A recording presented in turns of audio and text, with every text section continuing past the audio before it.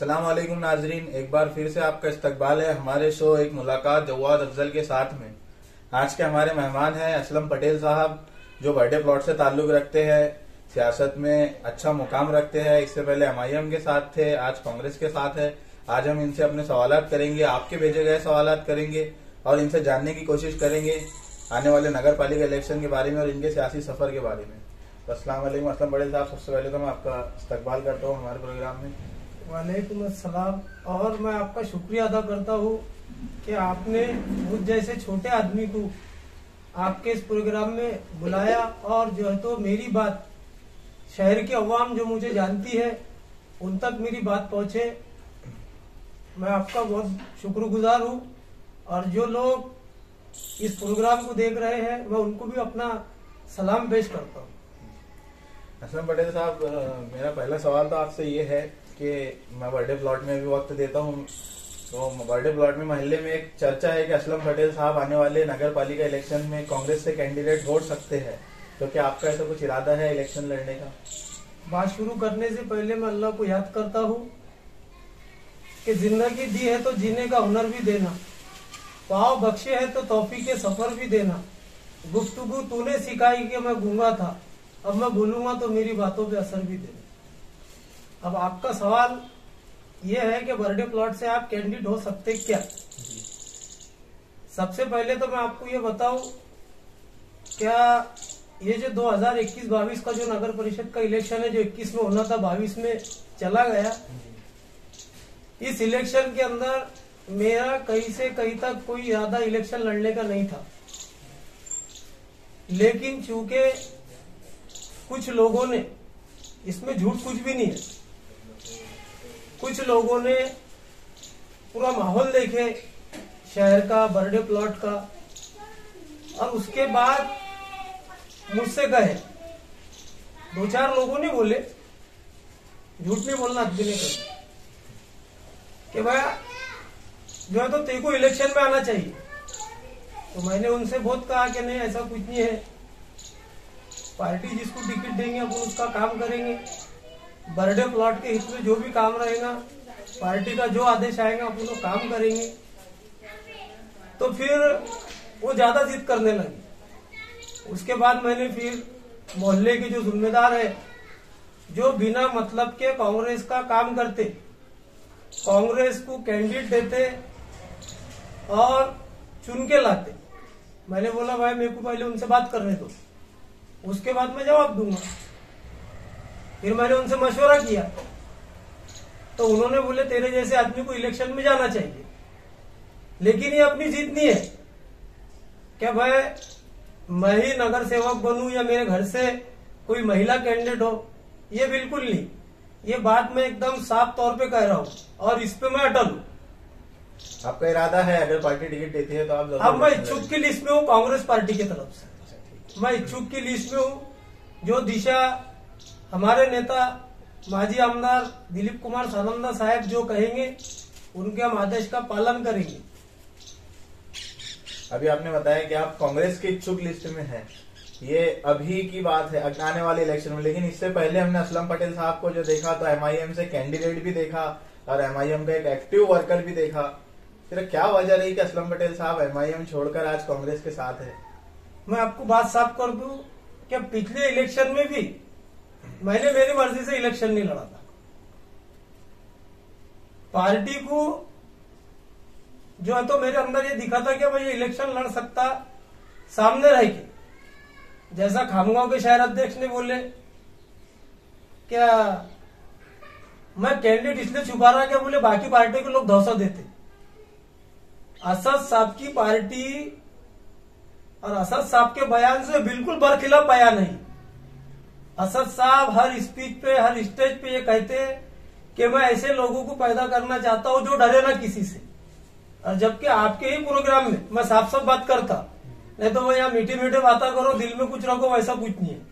सब मेरे भाई है जिनके मैं खिलाफ बोलूंगा या हक में बोलूंगा। लेकिन सियासत में अगर आप ये नहीं बोल सकते दिल में कुछ, तो उसके अंदर अपने आरिफ भाई ने ये बयान दिए थे शहर अध्यक्ष ने, क्या भाई हमारे पास बहुत कैंडिडेट है, मैं उनको छुपा के रख रहा हूं, उनके घर वालों को धौसा। बिल्कुल जमहूरी मुल्क है ये।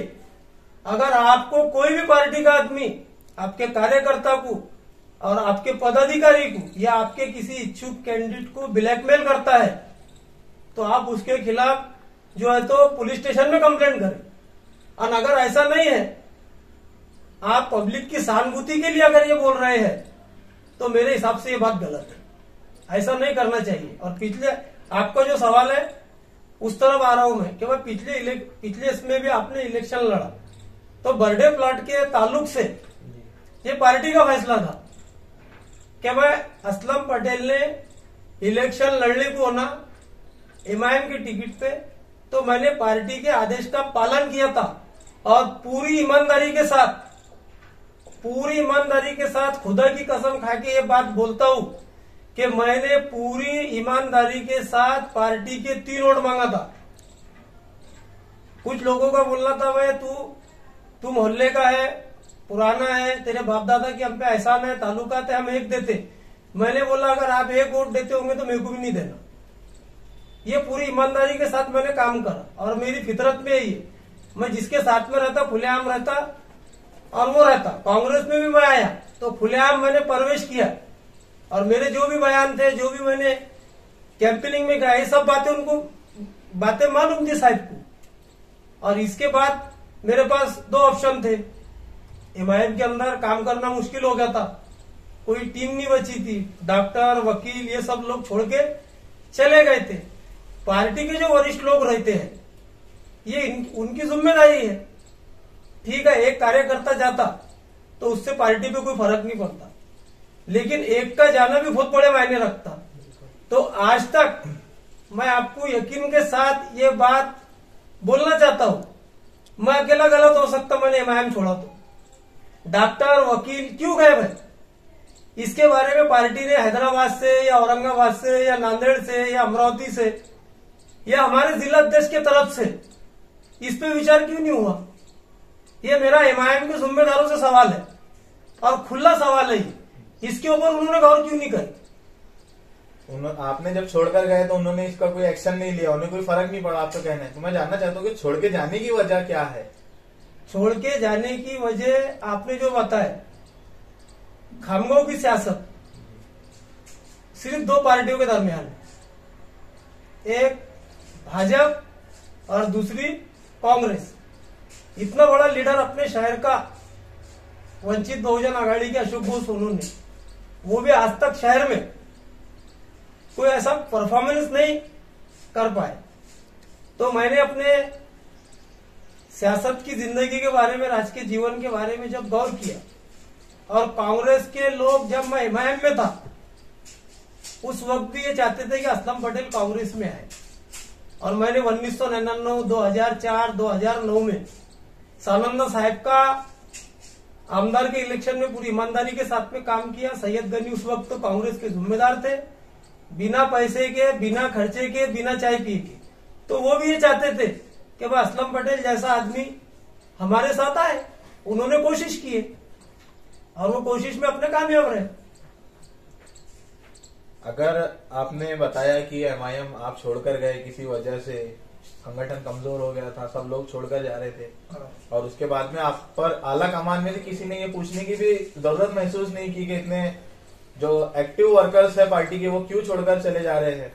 लेकिन अगर अभी चलो आपने मेरे वीडियो, छोटा सा एक वीडियो है, इसके जरिए आपने मेरे मैसेज पहुंचाया और उन तक ये मैसेज पहुंच जाता है, अगर वो आपसे कांटेक्ट करते हैं, वजह जानने की कोशिश करते हैं, तो क्या आप कोई चांस से असलम पटेल साहब वापस एमआईएम में आ सकते हैं? उनको असलम पटेल की जरूरत नहीं है, पार्टी को तो हर एक छोटे से बिल्कुल जरूरत नहीं है। कोई भी पार्टी हो उसको छोटे से छोटे कार्यकर्ता की भी जरूरत होती है। असलम पटेल तो बड़ा चेहरा है। आप जानते क्या? मैं जानता हूँ, जितना आप एमआईएम को जानते अंदर से शायद आप नहीं जानते। और मैं झूठ बिल्कुल बोलूंगा नहीं, कभी पार्टी के ऊपर यानी सोचे भी नहीं उन्होंने कभी। जैसा एक आदमी अपने इंसान के बच्चे ने अगर कलसी, स्टील की जो कलसी आती है अपनी पानी की, वो अगर फंसा लिया अपने चेहरे के ऊपर, तो आप वो कलसी को बचाएंगे कि बच्चे को बचाएंगे? बच्चा बचाना है। तो वो बिल्कुल नहीं चाहते बच्चा बचे, कलसी बचाना चाहते हो, बस आप शॉर्टकट में समझ जाओ। अगर वो करते हैं, जरूरत उनको पड़ जाती है इस बच्चे को बिल्कुल बचाने की। जरूरत नहीं। मैं एक छोटा सा आदमी, बैरिस्टर असदुद्दीन अवैसी साहब की पार्टी सैयद मोइन छोड़ के गए, क्या फर्क पड़ा? कई लोग गए, सैयद मतीन गए। सैयद मोइन साहब जैसे वापस आए वैसे असलम पटेल तो साहब आ सकते हैं क्या? सैयद मोइन साहब इसलिए वापस आए क्या उनको जैसा कुछ भी नहीं जम रहा था एमआईएम के बगैर, और अल्लाह का शुक्र है एमआईएम छोड़ने के बाद मेरा शहर के अंदर कुछ भी गिराव कम नहीं हुआ। नहीं तो अक्सर लोगों का जो है तो पार्टी छोड़ने के बाद या एक मिशन से हटके दूसरे तरफ आते तो थोड़ा गिराव डगमगा था। अल्हम्दुलिल्लाह पूरे मान सम्मान के साथ मैं भी कांग्रेस पार्टी का काम कर रहा हूं, और इंशाल्लाह आगे भी यकीन है मुझे कि पूरे मान सम्मान के साथ मुझे वो रखेंगे। तो मतलब आपने जो जवाब दिया आपकी बातों से तो ये जाहिर है कि आप वापस एमआईएम में जाने का कोई इरादा नहीं रखते। एमआईएम को जरूरत ही नहीं है जवाब भाई जी। असलम पटेल साहब, मेरा आपसे ये सवाल है कि कांग्रेस जो बर्थडे प्लॉट जो है कांग्रेस का एक गढ़ है, हमेशा से वहां पर बर्थडे प्लॉट में कांग्रेस के ही मेंबर आते रहे। आप भी जब खड़े थे एमआईएम से, आपके अपोज में भी कांग्रेस का ही मेंबर चुन के आया, वहां पर पूरा पैनल बर्थडे प्लॉट के लोग कांग्रेस को देते हैं। तो आपको क्या लगता है कांग्रेस ने वहां पर जो लोगों ने उनको वोट दिया उनका हमेशा से साथ देता है, तो क्या उनके वोट का एहसान का हक अदा करती है कांग्रेस? वहां पर कुछ काम किए? देखो, मैं आपको थोड़ी मालूमात दे दूं बर्थडे प्लॉट की कि सैयद गनी साहब 2006 में नगर सेवक बने। उससे पहले कोई मुस्लिम नगर सेवक वहां बन ना पाया था, इतनी तादाद अपने लोगों की नहीं थी। मेरे दादा ने वहां पर पहला इलेक्शन 1985 में लड़ा था और बहुत कम वोट थे मुसलमानों के वहां पर, लेकिन अल्हम्दुलिल्लाह उस वक्त के लोगों को मालूम है 4 या 8 वोट से वो हारे थे। लेकिन उसके बाद ऐसा संघर्ष करते, उसके बाद फिर 90 के आसपास एससी वार्ड आ गया, हो सती फैलको अटैच, उसमें कोई मुसलमान खड़े नहीं हुआ। 1995 में फिर सैयद गनी अपक्ष खड़े हुए, तो इतने तादाद नहीं थी अपनी कि अपन अपना कैंडिडेट जीता पाए। फिर उसके बाद अल्लाह ने हमको मौका दिया 2006 के अंदर, एक ऐसा वार्ड कटा वहां से कि जिसकी करीबन 90% या 95% आबादी अपनी है, और आरक्षण छूटा तो अल्हम्दुलिल्लाह आरक्षण के अंदर ओपन निकला, पुरुष निकला। तो बर्थडे प्लॉट इतना दुखाया हुआ वार्ड था, ऐसा ना जैसा आपके कोई अगर दुश्मन रहे तो अपन सब भाई एक रहते, तो इतना दुखाए हुए थे हम, हमारे वार्ड के अंदर सफाई कामगार भी नहीं आता था। हाँ, उससे पहले शायद बीच में कोई पवार करके नगर सेविका थी, जब शिवाजी फैलको अटैच था बर्थडे प्लॉट, उस वक्त में तो आते थे। लेकिन उसके बाद जो देशपांडे साहब, सवर के देशपांडे साहब का कार्यकाल, उसमें जो तो सफाई कामगारों को यह आदेश दिया गया था कि बर्थडे प्लॉट के अंदर आप सफाई करने के लिए अगर गए तो आपको गैर हाजिरी जो है तो लिखाई जाएगी। ये हाल था। उसके बाद फिर 2006 में ऐसा मौका आया, खुशी खुशी पूरे मोहल्ले के लोगों ने ये तय किया कि अब कांग्रेस पार्टी की तरफ से अपन नगर सेवक देंगे और एक ही कैंडिडेट देंगे, पूरा मोहल्ला उसका काम करेगा।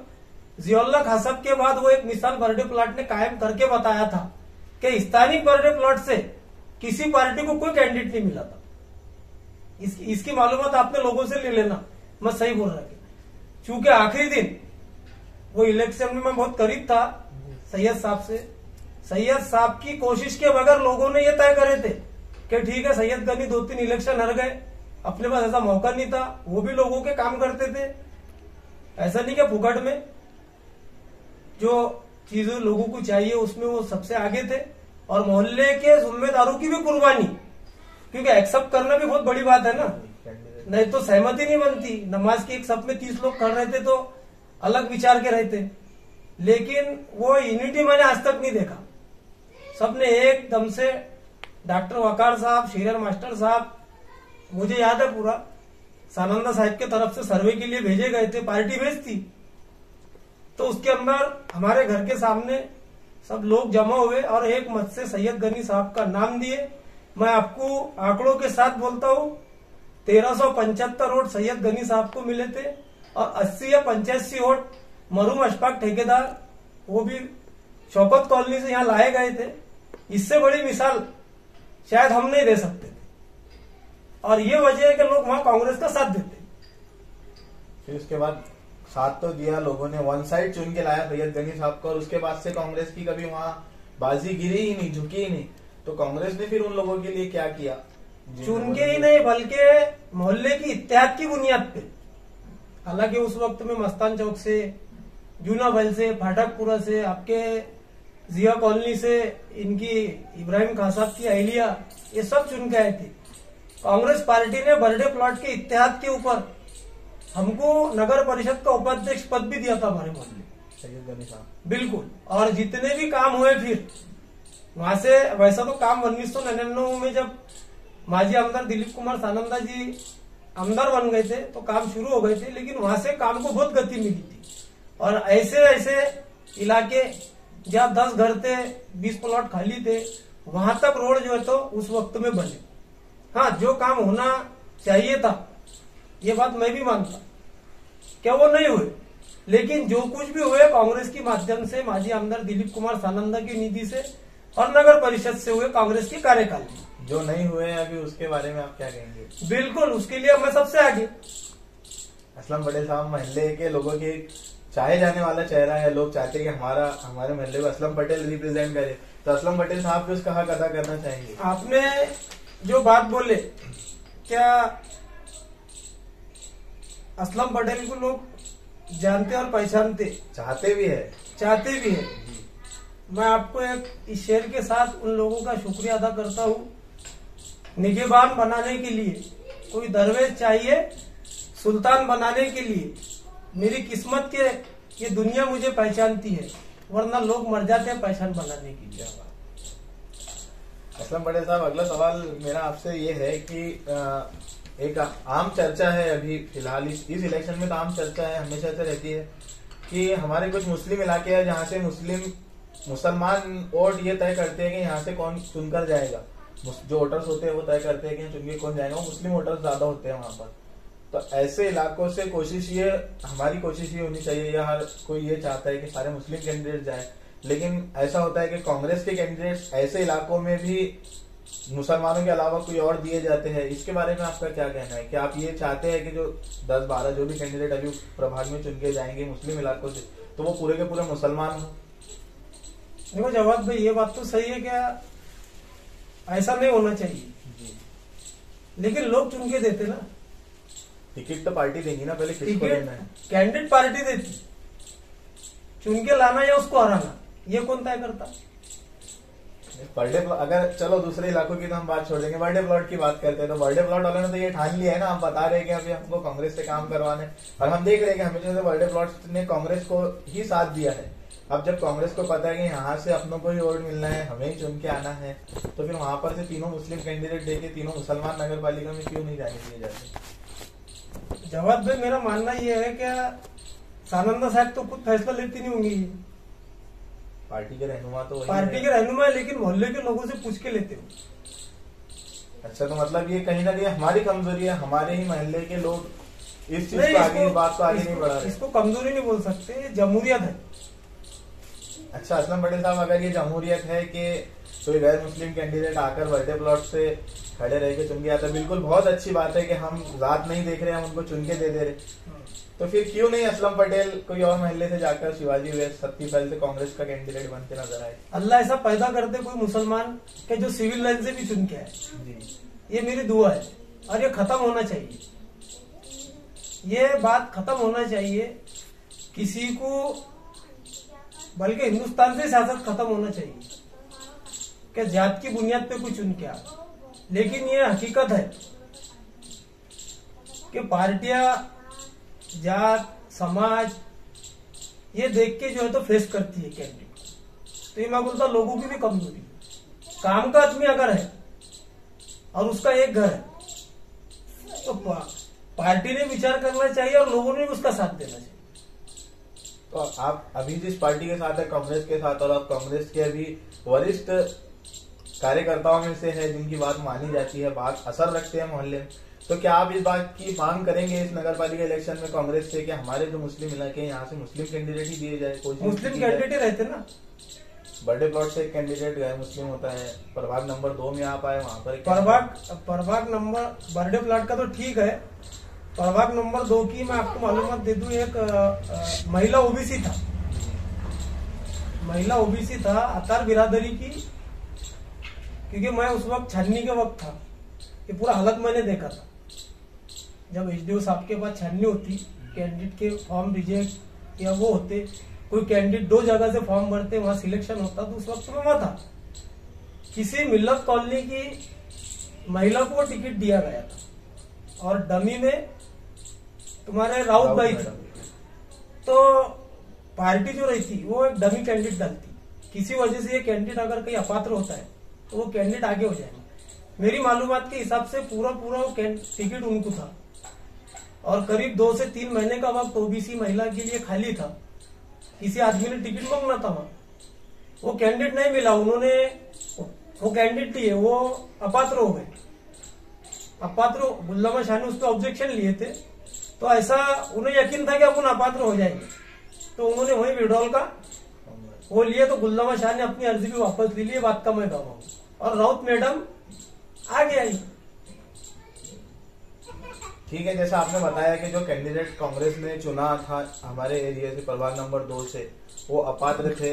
जो हमारे प्रोग्राम में इब्राहिम कंडक्टर साहब भी आए थे, उन्होंने बताया कि उनके बच्चे 2 से ज्यादा थे, जिस वजह से वो अपात्र करार दिए गए।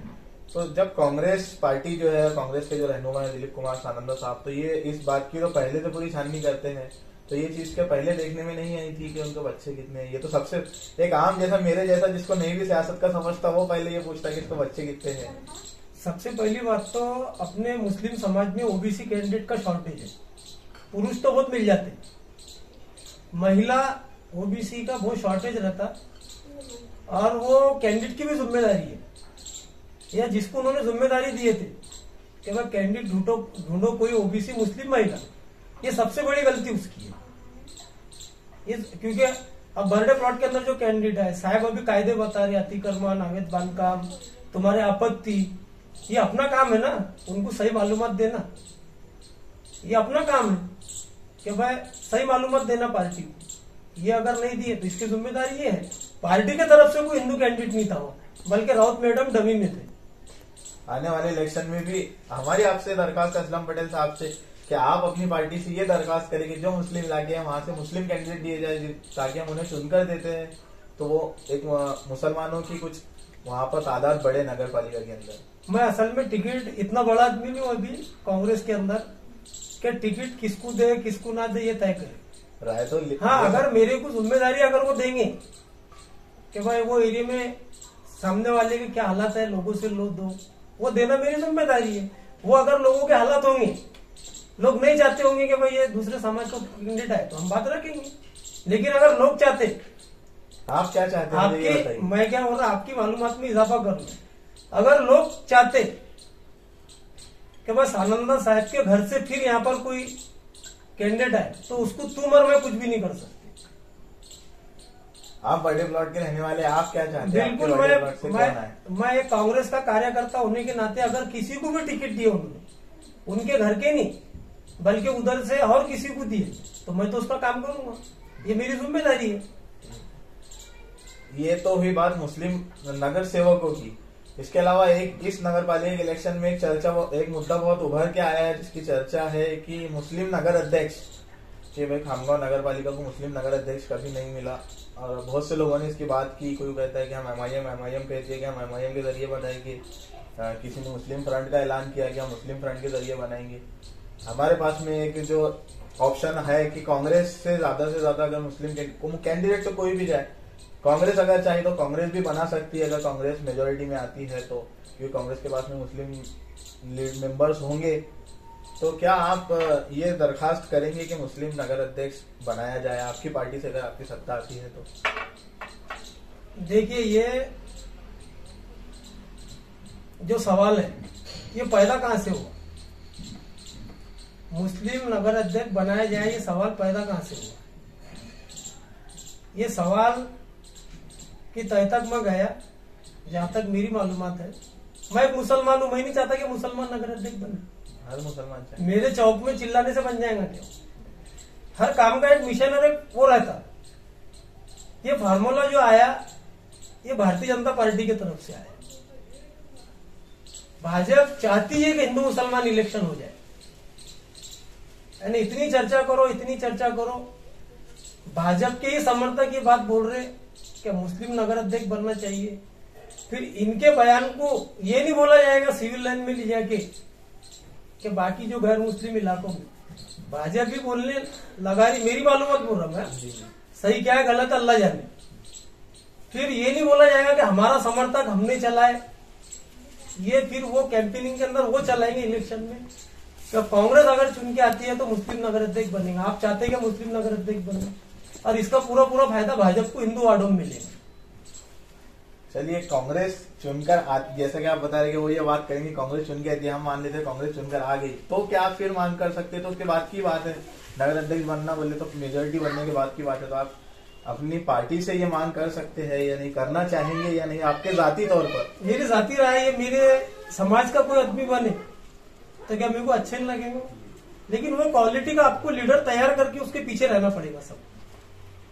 सबसे पहले जो है तो कोशिश हमारी और जो टीम के साथ में काम कर रहा अभी, जहां भी साहब भेजते बबलू पठान के साथ हमारी कोशिश ये है कि पहले सत्ता स्थापित करना, क्योंकि भाजपा राजनीति जो मिशन पे काम करती ना, तो सबसे पहले वो चेहरा नहीं बोलते कौन, आइडियोलॉजी पे काम कराते कि अब हमारा मिशन ये है।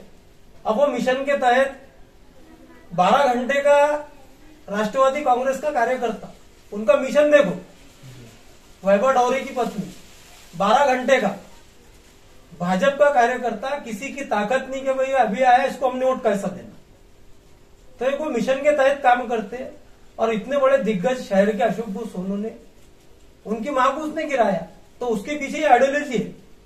तो अपने भी लोगों ने ये करने को होना कि अपन जिस पार्टी के अंदर है, सेकुलर पार्टी की सत्ता बने, सबसे पहले ये मिशन के तहत काम करना चाहिए।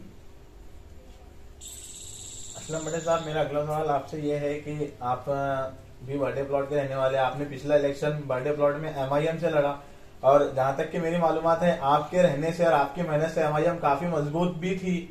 कुछ थोड़े से मार्जिन से आप लोग वहां पर हारे।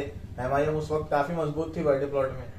अभी भी कहीं ना कहीं ऐसा बर्थडे प्लॉट में चर्चा है कि MIM फिर से बर्थडे प्लॉट में मजबूत नजर आ रही है, तो उसके लिए आपके पास क्या प्लान है? अभी तो आपको MIM को रोकना है, आप MIM के साथ नहीं है, अपोज में है, तो उसके लिए आपके पास क्या प्लान है? और क्या आप ये बात मानते हैं MIM अभी बर्थडे प्लॉट में मजबूत है? देखो, सबसे पहली बात तो जवाब है, पहले भी बर्थडे प्लॉट में ही मजबूत थी MIM। ये तो मैंने जिक्र किया है। वोट गिनोगे मैं आपको? मैंने वोट पूरे गिना नहीं, जैसा MIM के अगर आप बोलते हो कि वोट गिना दो तो मैं गिना देना चाहता।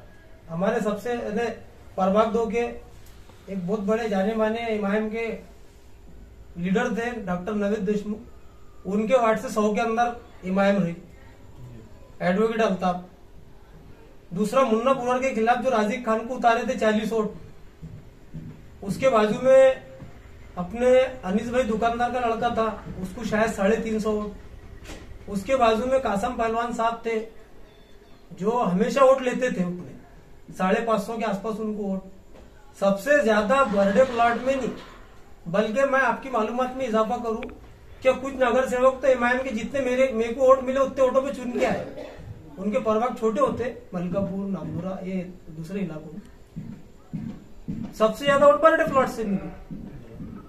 तो वो उसके पीछे मेहनत थी मेरी, मेहनत के ऊपर आपको वोट मिलते, आप इलेक्शन किस तरह लड़ते उसके ऊपर।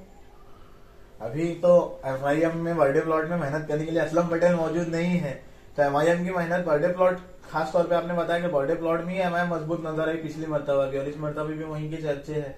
तो MIM क्या वहां पर अपनी पकड़ बना रही है? आपको क्या लगता है, MIM है मजबूत? और अगर है कहीं तो फिर आपकी क्या तैयारी है उसके लिए? कैंडिडेट का है, कैंडिडेट का है, होता है ऐलान होगा ना बाद में? नहीं, ऐलान नहीं होता, लेकिन चर्चा तो चलती, जैसा मेरी चर्चा चल रही और लोगों की चर्चा चल रही बाकी पार्टियों में। कैंडिडेट तो बोलो मेरे को, उसके बाद मैं आपको डिसीजन दूंगा। मतलब आपका ये मानना है कि अभी MIM उतनी मजबूत नहीं है? नहीं, ये मानना नहीं है। हर बात को MIM की तरफ मत लीजिएगा, कुछ स्थानिक लोगों की भी गलती रहेगी,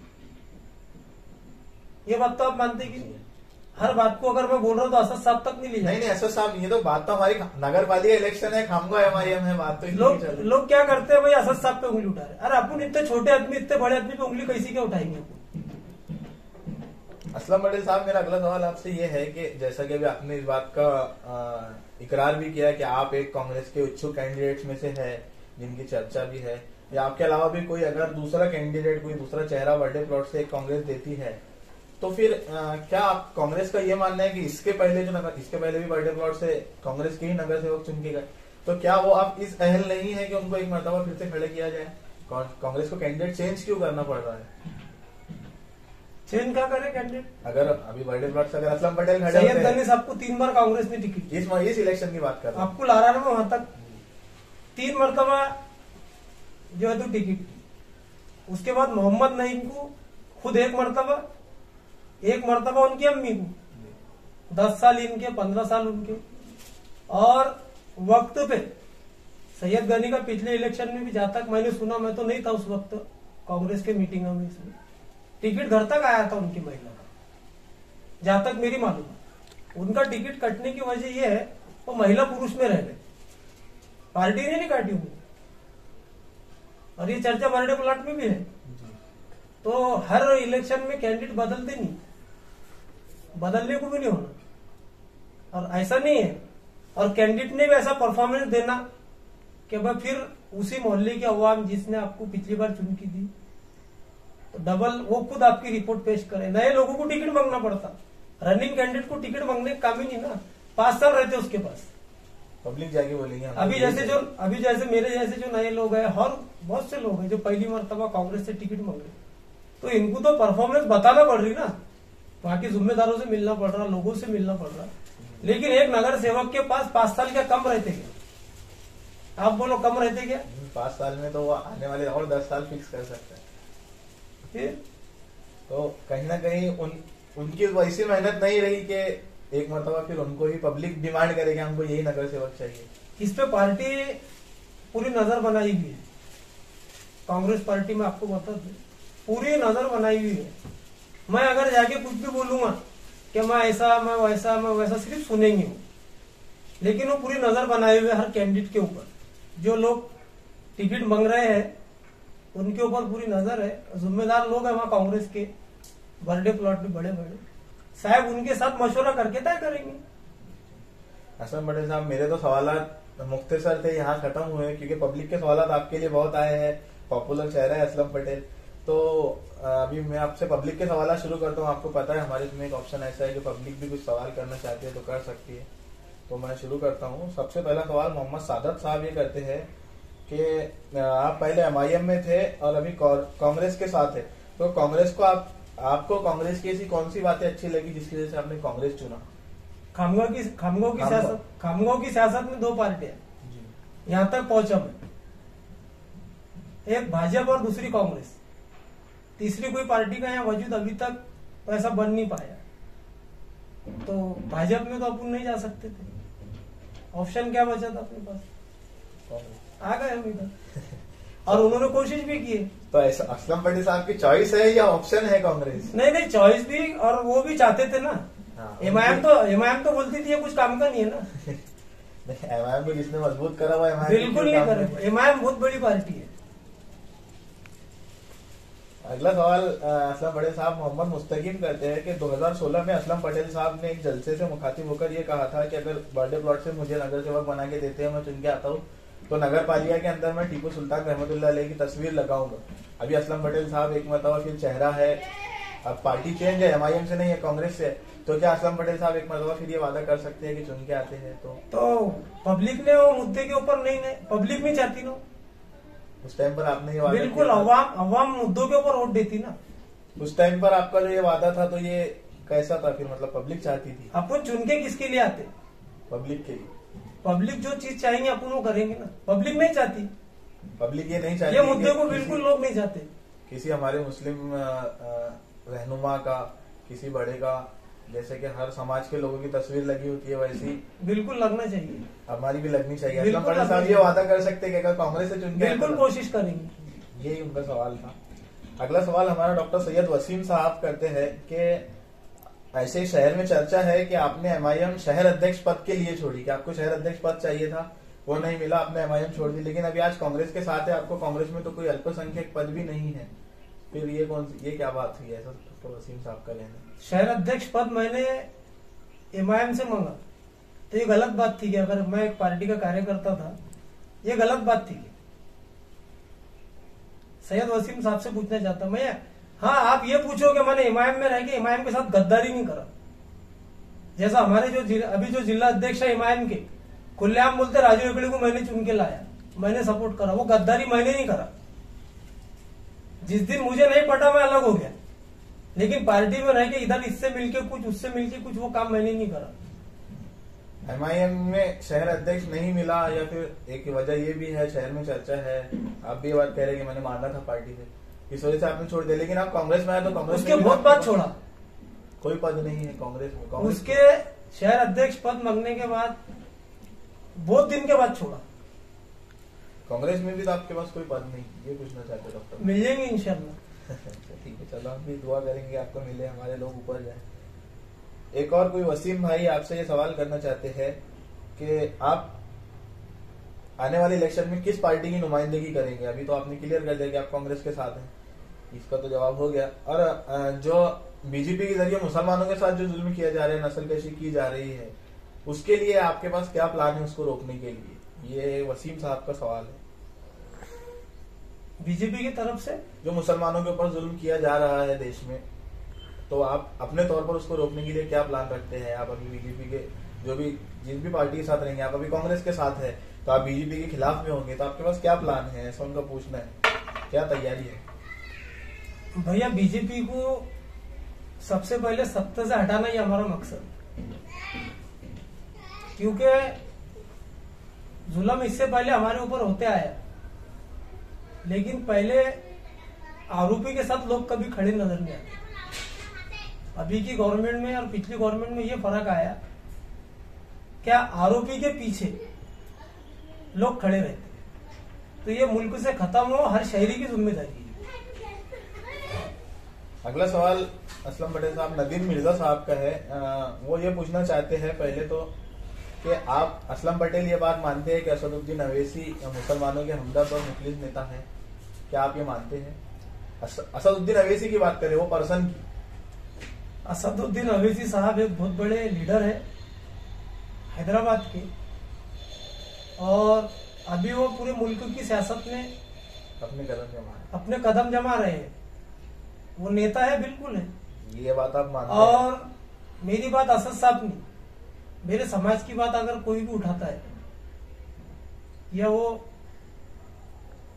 मेरी भलाई के लिए, मेरे समाज की भलाई के लिए करता है, तो मैं उसका शुक्रिया अदा करता हूँ। जी, तो जैसा कि आपने कहा कि आप ये बात मानते हैं कि असद साहब हमारे एक नेता है, हमारे समाज की भलाई के लिए आवाज उठा रहे, तो नदीम मिर्जा साहब का सवाल कंटिन्यू ये है कि आप अभी जिस पार्टी के साथ है, कांग्रेस के साथ, तो वो असद साहब को जो बुरा बोलते हैं, बीजेपी की बी टीम बोलते हैं असद साहब को, तो आप उसके लिए आपकी पार्टी को या अपने पार्टी से जो भी बोले उनको रोकेंगे? उनको क्या कहना चाहेंगे? असद साहब जो है तो किस स्टेट को बिलोंग करते हैं? हैदराबाद, तेलंगाना। और सबसे पहली बात तो 2004 और 2009 में 2004 और 2009 में जब डॉक्टर मनमोहन सिंह देश के प्रधानमंत्री थे, तो आप मालूमात में इजाफा कर ले कि असद साहब ने लेटर दिए थे कांग्रेस की सरकार को समर्थन का। राजकारण में जिंदगी भर कोई किसका दोस्त नहीं और कोई किसका दुश्मन नहीं। एक वक्त ऐसा भी आएगा कि आप और कुछ देख सकते। एक वक्त तो अपन ने ये भी देखे कि 2004 और 2009 में कांग्रेस के साथ बिल्कुल थे, ऑन रिकॉर्ड है, संसद रत्न पुरस्कार मिला असद साहब।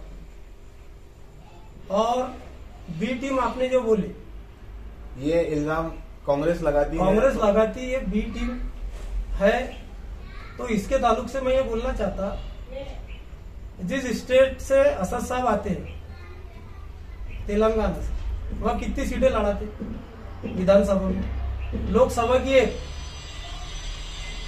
अभी 2 स्टेट हो गए, वो आंध्र प्रदेश और तेलंगाना, 1 सीट लड़ा खासदार की। और अंदर की कितनी लड़ाते, 11 सीट। तो बस उस तरह की राजनीति पूरे मुल्क में करें, ऐसी हमारी गुजारिश है, गुजारिश कर सकते हैं। जैसा खामगांव के अंदर भी नगर परिषद में, जैसा हैदराबाद का फार्मूला लाए हैं, पूरा तेलंगाना टीआरएस के लिए छोड़ देते असद साहब। ये बुनियाद पे कि भाजपा ना है, भाजपा ना, ये बुनियाद पे 10 से 11 सीटें खड़े करते और टीआरएस के साथ मिलकर अंदरूनी युति रहती उनकी।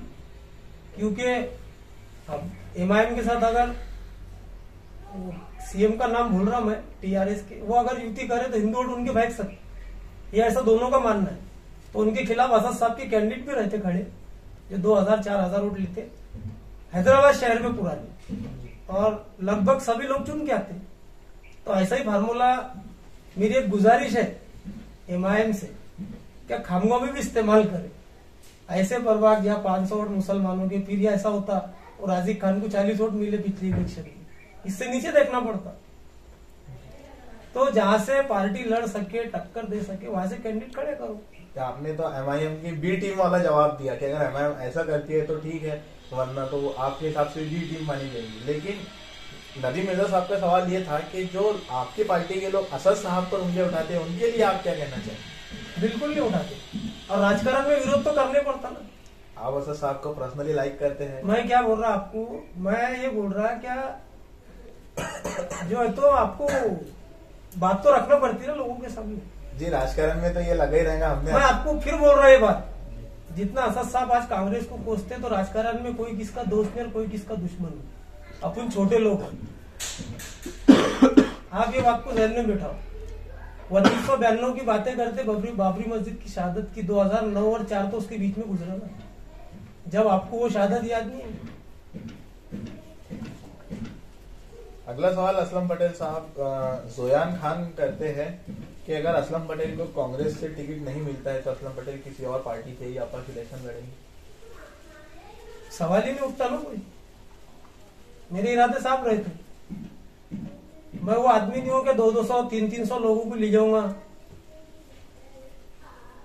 200 इससे पहले जो लोगों ने करे, वहां लोगों को नमाजों के टाइम पे बिठाए, असर की नमाज, मगरिब की नमाज, साहब हमको टिकट दो। टिकट नहीं मिला तो मुसलमानों के दुश्मन कैसे क्या हो गए सानंद साहब? वो तो मेरा व्यक्तिगत मामला है ना। जैसा फिलहाल में मैं इच्छुक हूं, तय तो मोहल्ले के जिम्मेदार पब्लिक सानंद साहब फैसला लेंगे।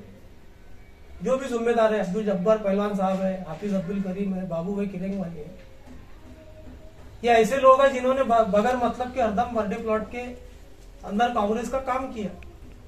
तो ये लोग और सानंद साहब तय करेंगे ना, ये होता कौन में। लेकिन मैं उन लोगों में से नहीं हूं क्या खुदा ना खास्ता टिकट मेरा कटे तो साहब पूरे मुसलमानों के दुश्मन। ये जुमले इंशाल्लाह आपको असलम पटेल की जुबान से नहीं मिलेंगे। ये पार्टी का फैसला रहेगा। अगर नहीं मिलता है तो आप पार्टी का ये पार्टी का फैसला रहेगा। ठीक है, अगर पार्टी ने आपको टिकट नहीं दी, पार्टी आपकी अगर किसी और को टिकट देते तो आप पार्टी का ही साथ देंगे या अपक्ष लड़ेंगे? मैं तो हर जो कांग्रेस के कैंडिडेट टिकट मांग रहे, और जहां से जैसा हर जगह से 2-2 कैंडिडेट रहेंगे कांग्रेस के, आपके इलाके से आपने जो बोले मुस्लिम, इंशाल्लाह दोनों मुस्लिम रहेंगे। मस्तान चौक सेंटर, 3 अपने बड़े प्रभाग है मुसलमानों के, बर्थडे प्लॉट, उसके बाद सेंटर जूनाफल फाटकपुरा और आपका प्रभाग 2। तो यहाँ से मुस्लिम कैंडिडेट रहेंगे। तो एक दूसरे को मैं तो बोलता बुराई भी मत करो। जैसा 4 लोग अपन टिकट मांग रहे, तो आदमी मेरा जवाब पूरा होने दो। एक आदमी एक की बुराई करता कि जैसा भाई, तो ऐसा ना हो कि फाइनल में अपने साथ आ जाए, तो उसके लिए वोट मांगना पड़ेगा। तो उसके लिए अपने को वोट मांगना पड़ेगा। तो मैं तमाम लोगों को ये गुजारिश करता हूँ, इलेक्शन देखो 5 साल में एक बार आता। मैं अलग पार्टी को लाइक करता, आप अलग पार्टी को लाइक करते। छोटे लोग एक दूसरे के काम में आते, अपने आपसी इख्तलाफ, अपनी जो है तो पसंद एक जगह रखो, टिकट मांगो, दिल खोल के मांगो। कांग्रेस का कार्यालय कोई बाहरगांव नहीं है, खामगांव में है, जाओ वहां टिकट मांगो। ये जिससे काम मत करो कि उसको मिलना नहीं है, उसको मिलना, ये जिससे नहीं, शहर की भलाई के लिए, अपने मोहल्ले के काम हो, इसके लिए ये मिशन के साथ आप टिकट मांगो तो भोसले ने तो मेरे को देखा था, इधर से गया था, ऐसा करा था करके मैं इसका कट अपने जाति वजह बाजू में रखे। ठीक है, लेकिन सवाल तो इनका अधूरा ही रह जा रहा है। सीधा सा सवाल है कि आप कांग्रेस का ही साथ देंगे टिकट ना मिलने पर, अगर नहीं मिलता है खुदा ना खास्ता किसी वजह से, तो आप कांग्रेस का ही साथ देंगे या अपक्ष लड़ेंगे? भैया पार्टी से लड़ेंगे? भैया लड़ने का सवाल ही नहीं आता ना। मेरे इरादे साफ रहते ना। पिछले इलेक्शन में मैंने जो बोला था वो करा। मतलब आप बिल्कुल नहीं करता हूँ, आधे रास्ते में नहीं छोड़ता किसको। अच्छा, मतलब अगर टिकट नहीं मिलता तो आप कांग्रेस के ही इस इलेक्शन नगर परिषद में असलम पटेल तुमको कांग्रेस के साथ दिखेगा, ये मैं आपसे वादा करता हूँ। अगला सवाल अब्दुल राजिक कुरैशी साहब का है कि असलम पटेल साहब जब कांग्रेस में थे तो वो ये बताते थे, हमने उनका हमेशा सुना है कि कांग्रेस एमआईएम में जब थे इसके पहले, तो हमेशा ये बताते कि कांग्रेस जो है मुसलमानों की दुश्मन पार्टी है, मुसलमानों का नुकसान करने वाली पार्टी है। तो अब ऐसा क्या हुआ कि असलम पटेल साहब उसी कांग्रेस के साथ चले गए? अब्दुल रज़ाक कुरैशी साहब ने सवाल नहीं पूछे, उनकी भड़ास निकाली, क्योंकि लगभग मैं 5 साल एमआईएम में रहा जी। कहीं से कहीं तक उनका कई शेयर नहीं था पार्टी के अंदर। फेसबुक पे वो एक्टिव रहते, मेरे खिलाफ भी बहुत लिखते हो। मैं उनको, ये अब्दुल राजिक कुरैशी साहब है, आप अब्दुल रज़ाक कुरैशी साहब की बात कर रहे हैं। माफ करना, मैं इनको जानता नहीं, लेकिन क्या सवाल क्या है उनका कि आपने जिस कांग्रेस को पहले एमआईएम के स्टेजों से बुरा कहा, क्या वजह बढ़ गई, क्या उसी कांग्रेस के साथ आप हैं? भैया मैंने पार्टी का काम किया ना मेरी ईमानदारी के साथ। अभी जो बंद कैमरे में बात करते कांग्रेस के, ऐसे वो ऑन रिकॉर्ड नहीं बयान दे सकते। ईमानदार आदमी जो है ना वही दे सकता ऑन रिकॉर्ड बयान।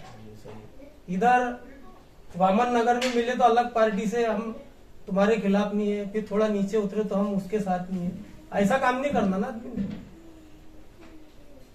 अगला सवाल जो है असलम ठेकेदार साहब पूछते हैं, अगर कांग्रेस से आपको टिकट मिलता है तो आप उस जिम्मेदारी को निभाने के लिए पूरी तरह से तैयार है? क्या आपकी तैयारी है? मुझसे ज्यादा ये बात को असलम ठेकेदार जानते नहीं जानते, इसलिए मैंने पूछने बिल्कुल जानते हैं, बल्कि उन्होंने इसलिए इस सवाल पे फोकस किया क्या लोगों तक भी ये मैसेज पहुंचे। जी। अल्हम्दुलिल्लाह बर्थडे प्लॉट के पूरे लोग जानते। आज हमारी तीसरी चौथी पीढ़ी है, जो भी जिम्मेदारी मोहल्ले ने हमको दिया सियासत के अलावा भी, तो पूरी ईमानदारी के साथ मेहनत के साथ हमने उसको पूरा किया। ये पूरे मोहल्ले के लोग जानते हैं और मुझे यकीन है इंशाल्लाह जिम्मेदारी मिली तो पूरी ईमानदारी के साथ उसको पूरा करेंगे। शेख जावेद साहब आपसे ये सवाल करना चाहते हैं कि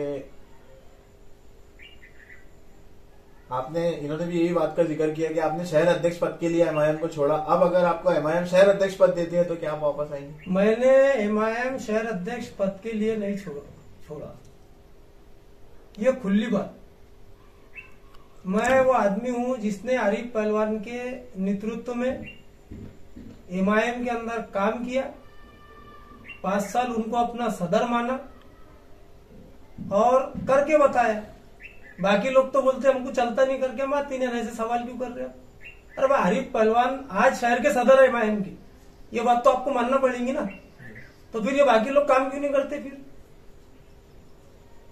अगला सवाल मेरा जो है अब्दुल गनी भाई बर्थडे प्लॉट से ये करते हैं कि इसके पहले जो हमने कांग्रेस से बर्थडे प्लॉट से जो नगर सेवक चुन के दिए, तो अगर फिलहाल हम उनके पास कोई काम लेके जाते हैं तो उनका ये कहना आता है कि हमारी सत्ता नहीं है, हम काम नहीं कर सकते। तो अभी क्या गारंटी है कि अगले वक्त में आपकी सत्ता आएंगी? हमने क्यों आपको वोट देना, आप चुनकर आ गए और सत्ता नहीं आई, फिर आपका यही जवाब रहेगा कि हमारी सत्ता नहीं है। इनके 2 सवाल है उसके अंदर। पहला तो ये कि भाई जो लोगों को हमने चुन के दिए उनके पास अगर हम जाते तो ये बोलते कि सत्ता नहीं है। ये हकीकत, कुछ काम ऐसे रहते जो बगैर सत्ता के होते, लेकिन कुछ काम ऐसे होते हैं जिसको सत्ता ही लगती। ये बात सही है। और आगे उन्होंने बोले कि बस सत्ता नहीं बनती, मैं आपको यकीन दिलाना चाहता हूं 30+ सीटों के साथ कांग्रेस इंशाल्लाह सरकार बनाएगी। 30+, 37 वार्ड है, 30+ के साथ इंशाल्लाह कांग्रेस का नगर अध्यक्ष यहाँ बैठेगा। इस बेस पर उन्होंने आपको कांग्रेस को वोट दे देना चाहिए, ऐसा असलम पटेल साहब का कहना है। बिल्कुल, अगला सवाल सैयद नजीब साहब कहते हैं कि खामगांव कांग्रेस में रहकर आपको कैसा महसूस हो रहा है? जैसा कि एक असलम पटेल जो एक बेबाक शख्स है, बोलने वाला है, हम सुनते हैं असलम पटेल बेबाक बोलते हैं, तो क्या असलम पटेल को खामगांव कांग्रेस में रहकर वो आजादी मिल रही है बोलने की, काम करने की अपनी मर्जी से? सबसे पहली बात तो मैं सैयद नजीब साहब का शुक्रिया अदा करता हूँ। वो मुझसे बहुत बड़े कद के आदमी है। उन्होंने जो है तो मुझसे सवाल किया। अल्हम्दुलिल्लाह सैयद नजीब साहब पूरे मान सम्मान के साथ असलम पटेल कांग्रेस में है, और आप भी जानते हैं ये बात। तो ये मेरा जवाब है सैयद नजीब साहब, और आपकी दुआएं मेरे साथ रहे, मैं ऐसी जो है तो आपसे गुजारिश करता हूँ। अगला सवाल जो है मोहम्मद इमरान भाई आपसे ये करना चाहते हैं कि बर्थडे प्लॉट में अभी फिलहाल में भी 3 मेंबर है कांग्रेस के। इसके पहले भी हमेशा कांग्रेस की सत्ता ही रही, लेकिन कांग्रेस ने मुसलमानों बर्थडे प्लॉट के एरिया के काम नहीं किए, तो फिर एक बार हम फिर डबल से क्यों कांग्रेस को वोट दें? जो काम हुए तो कांग्रेस के माध्यम से हुए ना, जो होना चाहिए थे बिल्कुल नहीं हुए। ये जो मसला है पूरे शहर का है। हर वार्ड के अंदर आप जो है तो सर्वे लो, जितने लोग चाहते उतने काम नहीं हुए। किसी भी पार्टी की ये कंप्लेंट है, लेकिन जो कुछ भी हुए कांग्रेस के माध्यम से हुए। अगला सवाल कय्यूम चौधरी साहब का है आपसे कि एक इससे पहले एक इलेक्शन के वक्त में दिलीप कुमार सानंदा साहब जो माजी आमदार कांग्रेस के, उन्होंने ये कहा था कि बर्थडे प्लॉट से आप हमको पूरा पैनल चुन के दो, हम बर्थडे प्लॉट को सिविल लाइन बना देंगे।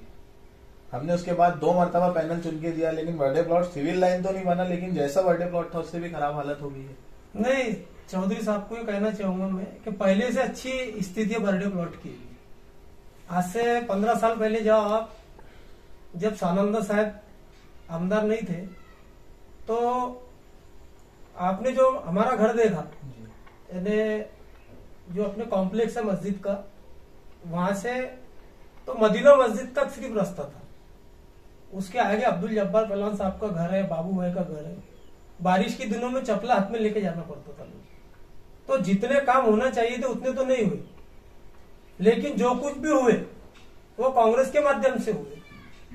और 5 साल अभी सत्ता थी भारतीय जनता पार्टी की, 3 कैंडिडेट वहां से जो है तो भाजपा के थे, अच्छे खासे लोगों ने वोट दिए, काम क्यों नहीं करे इन्होंने? अगला सवाल और आखिरी सवाल है हमारा, मोहम्मद जैद साहब आपसे ये पूछना चाहते हैं कि आपने एक जगह ये कहा है कि खामगांव के 90% मुसलमान पूर्व विधायक दिलीप कुमार सानंदा साहब को पसंद करते हैं। तो फिर अब जब 90% मुसलमान उनको पसंद कर रहे हैं, तो क्या उनका ये काम नहीं है कि मुस्लिम नगर अध्यक्ष बनाए या मुसलमानों के नगर सेवकों की तादाद बढ़ाए? हमें देखने में मिलता है कि मुस्लिम क्षेत्रों से भी मुसलमानों के अलावा उम्मीदवार उतारे जाते हैं। तो आपको ऐसा नहीं लगता कि हम उनका साथ दे रहे हैं जो मुसलमानों की सियासत में मुसलमानों को सीमित रखना चाहते हैं? ये मोहम्मद जैद है कौन?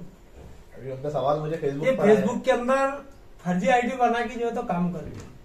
वाकई में अगर मोहम्मद जैद, मेरी गुजारिश है उनसे, अगर इमाम को, असद साहब को जो है तो लाइक करते तो खुले तौर पे आके उसका काम करे। और रहा सवाल, उन्होंने सवाल करे तो मेरी भी जिम्मेदारी है जैसा उसका जवाब देना। तो जैद भाई भी वो मिशन में आए ना, कांग्रेस में आए और राय रखे अपनी, क्योंकि उनको भी यकीन है कि अगर कोई बन सकता है तो कांग्रेस के जरिए से ही बन सकता है।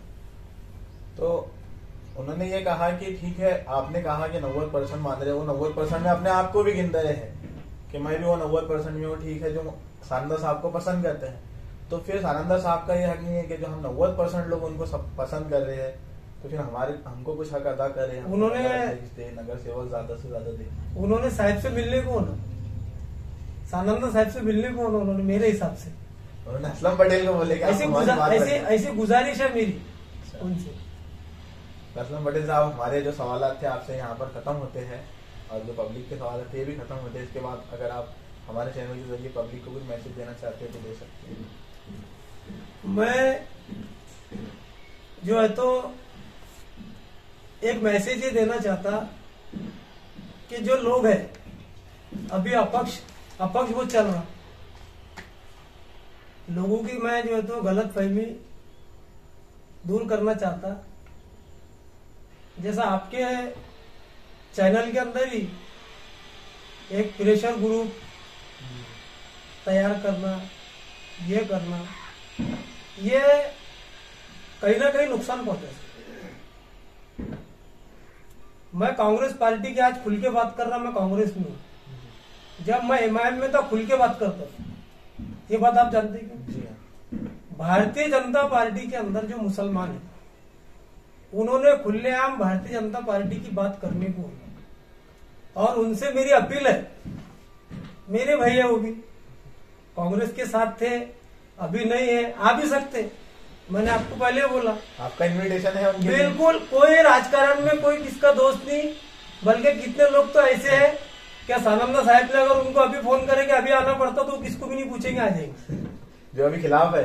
नहीं, नाम लेके नहीं बोल रहा मैं, कुछ बोल रहा, कुछ मजबूत भी है कि भाई हम नहीं आते, लेकिन तो उनको ये कहूंगा मैं कि अपने जिस पार्टी को आप फॉलो कर रहे, जिस पार्टी के अंदर आप हैं, मेहरबानी करके उसी पार्टी के सिंबल पे आप इलेक्शन लड़े, अवाम को धोखा ना दे। क्या भाई अपक्ष खड़े हो गए, कांग्रेस माइंड का आदमी मिला तो अपन का भाजपा के है, भाई अपन तो अपने कौम के काम निकालने के लिए अभी आमदार भाजपा का है करके इधर है, फिर उधर जो कांग्रेस विरोधी माइंड का है अपन भाजपा के साथ है। बोला ऐसा नहीं करने को। आप जिस पार्टी के अंदर, जमहूरियत है ये, बिल्कुल जा सकते आप, मना नहीं है। भाजपा के अंदर अगर आप है तो आपने भारतीय जनता पार्टी के सिंबल पे इलेक्शन लड़ना चाहिए, ना कि अपक्ष लड़के फिर पार्टिंबा देना चाहिए। उन भाइयों के लिए मैं एक शेर बोलना चाहता, हम ही को कातिल कहेंगी दुनिया, हमारा ही कत्लेआम होगा, हम ही कुएं खोदते फिरेंगे, हम ही पे पानी हराम होगा। अगर यही ज़हनियत रही तो मुझे ये डर है कि इस सदी में कोई अब्दुल हमीद होगा, न कोई अब्दुल कलाम होगा। उम्मीद नहीं, मरहले याद नहीं, जीने के लिए कुछ भी मेरे पास नहीं है। क्या जानिए कौन सी मंजिल है जुनू की, हम मिट तो रहे हैं मगर एहसास नहीं। चलिए असलम पटेल साहब, मैं आपका शुक्रिया अदा करता हूँ, आपने हमारा अपना कीमती वक्त हमें दिया, आपने मुझे बुलाया मेरी बात रखने का, और आपको मैं मुबारकबाद देता हूँ। क्या हमारे पॉलिटिक्स में जो अपने भाई थे उनके पास कोई प्लेटफॉर्म नहीं था अपनी बात रखने का। आपको मुबारकबाद देता हूँ, अल्लाह आपको और तरक्की दे, ऐसी मैं अल्लाह से दुआ करता हूँ। आपका साथ रहा तो इंशाल्लाह। बिल्कुल, हमारा पूरा साथ है। आपको बहुत अच्छा काम है और इसको निष्पक्ष करें, किसी पार्टी की मोहब्बत दिल में ना रख के इसको निष्पक्ष करें, ये मेरी गुजारिश है। ये कह के मैं अपनी बात खत्म करता हूँ। आपने मुझे बुलाया, एक बार आपका शुक्रिया अदा। तो ये थे असलम पटेल साहब, जिनको आपने सुना, उन्होंने अपने बेबाक अंदाज में अपने ख्यालात का इजहार किया, अपनी बातें बताई जो उनके दिल में थी, और जो उनके आने वाले इलेक्शन में इरादे हैं वो साफ तौर पे बता दिए। इसी तरह हम अगले हफ्ते फिर हाजिर होंगे किसी नए मेहमान के साथ। अगले हफ्ते के मेहमान का मैं आपको ऐलान करता हूँ कि अगले हफ्ते हमारे जो मेहमान रहेंगे वो गुलजमा शाह साहब रहेंगे, जो इससे पहले इस दौरानिये में प्रभाग नंबर 2 से नगर सेवक, उनके वालिदा नगर सेवक थे। तो गुलजमा शाह साहब हमारे आने वाले मेहमान हैं। अगर आप उनसे कोई सवाल करना चाहते हैं तो आप इस वीडियो के डिस्क्रिप्शन में दिए हुए अकाउंट के लिंक पर अपना सवाल भेज सकते हैं। मुलाकात होगी अगले हफ्ते। अस्सलाम वालेकुम।